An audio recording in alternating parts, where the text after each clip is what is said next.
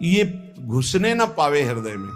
बहुत सावधान रहना चाहिए साधक को। ऐसी बातें देखो मत, ऐसी बातें सुनो मत जिससे तुम्हारा हृदय उद्विग्न होकर प्रभु का चिंतन छोड़ दे। बंद करो अभी। अन्य लोगों के संग का त्याग कर दो, जो भगवत विमुख वार्ता करते हैं, संत निंदा करते हैं, दूसरों की निंदा करते हैं। कुछ हाथ नहीं लगता, ये लोग दुर्गति को प्राप्त होने वाले हैं।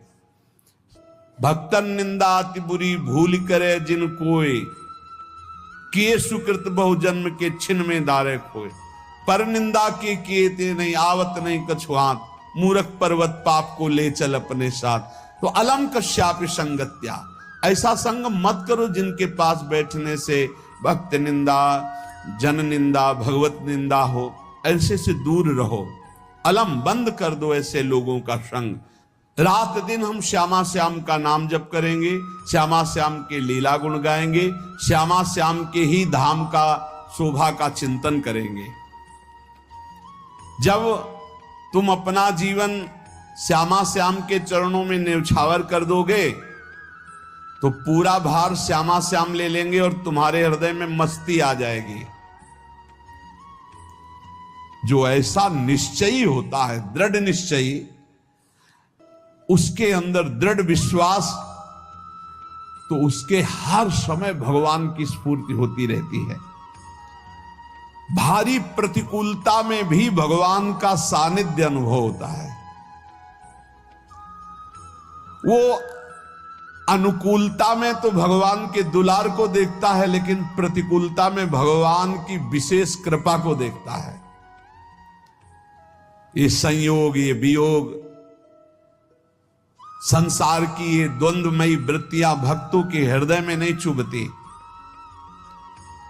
आए की हुज्जत नहीं, गए की तलाश नहीं, क्योंकि नित्य संयोग भगवत स्मृति के प्रभाव से प्रभु का रहता है।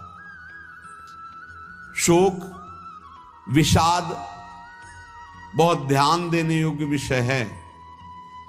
तभी लोगों को ऐसा लगता है कि ऐसा कैसे हो सकता है। भक्त के चरित्रों को जब सुनते तो लगता है ऐसा कैसे हो सकता है, ऐसी परिस्थिति में भी ऐसा कैसे हो सकता है। क्योंकि तुम मानसिक बुद्धि से युक्त हो और वो भागवतिक स्थिति से युक्त है, इसलिए तुम उसको पार पा ही नहीं सकते। जब तुम अपना जीवन श्यामा श्याम के चरणों में समर्पित कर देते हो हृदय से, फिर उनकी कृपा से सब विघ्न दूर हो जाते, एक अपार मस्ती रहती है। नहीं तो शोक, विषाद, दुख, क्लेश, कष्ट, संताप, भय, उद्वेग, ये सदैव सताते रहते हैं। इसी से डिप्रेशन होता है। बार बार नकारात्मक चिंतन, शोक, विषाद, दुख, चिंता, क्लेश, संताप, भय, उद्वेग, यही पूरे मानसिक स्तर को नष्ट कर देते हैं। उत्साहहीन जीवन हो जाता है। जब तुम श्यामा श्याम को समर्पित हो जाते हो तो ये सब प्रवेश भी नहीं करते, एक अपार मस्ती बनी रहती है। अब क्या होगा? श्यामा श्याम जो करेंगे वही होगा। श्यामा श्याम पता नहीं कैसा करें, नहीं, वो सदैव मंगल भवन है, वो जो करते महामंगल होता है। यह निश्चय उपासक के हृदय में आ जाना चाहिए।